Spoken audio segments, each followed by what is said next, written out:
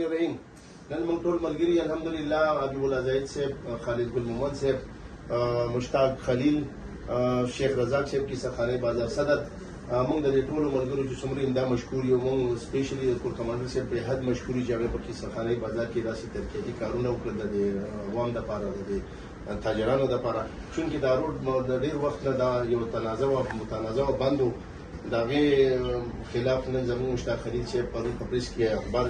خبر چلولی و چې دا روډ دې کولو شي، د احتجاج دمکي هم ورکړې وه. چونکې نن کمشنر صاحب ته موږ خراج تحسین پیش کوو چې موږ دا وخت لاړو د کمشنر صاحب او د ډي صاحب سره ملاقات وکړو. هغه د احکامات جاري کړل چې د هفتې په ورځ باندې 11 بجې به انشاءالله د کیسهخانۍ بازار کوم چې بندش روډ دی هغه به کلاویږي انشاءالله. نو تاجران په دې باندې د زموږ کمشنر پېښور ته خراج تحسین پیش کوي. سبا به انشاءالله 11 بجې روډ کلاویږي. موږ د شهید خان صاحب پېښور قومي جرګې چیرمن په حیثیت چې مشتاق خلیل صاحب چې کوم سټیټمنټ راغلی و خالد ګل محمد صاحب، نو موږ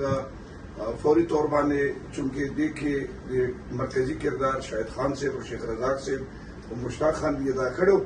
نو موږ شهید خان سره رابطه وکړه او هغې فوري طور باندې چونکې زموږ د کیسهخانې تاجران تېر 2 میاشتو نه ډېر تکلیف شو، د هغې کاروبار باندې ډېر فرق پرېوتو، د پریس برادرۍ ته ډېر تکلیف و او رنګ په رنګ خبرې وې، لیکن چونکې دا یو تکلیف خو زموږ په عوامو په دکاندارانو تېر شوی، لیکن تاسو ولیدل چې موږ دپاره څومره کیسهخانه ښایسته کړه. موږ دا چې څومره متعلقه افسران که کور کمانډر صاحب که کمیشنر، خاص کر کمیشنر صاحب، ډي سي صاحب او سی او کنټینمنټ بورډ او سټیشن کمانډر صاحب او بیا بالخصوص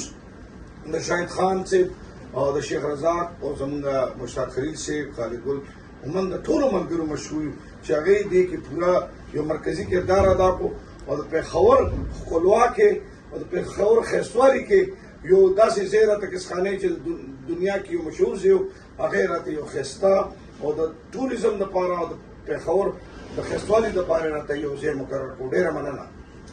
بسم الله الرحمن الرحیم. زه په دې موقع باندې د پاکستان صدر فیصد باندې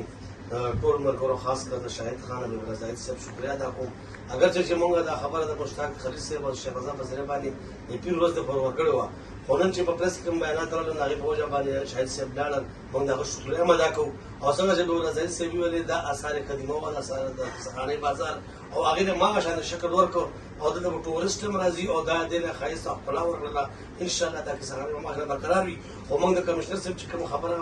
یا ډي سي صاحب کومه وعده شوې وه هغه به انشاءالله شپه 11 بجې پوره کېږي او د ټولو بازارونه به هم کلاویږي، کیسهخانۍ بازار به هم سره کلاویږي.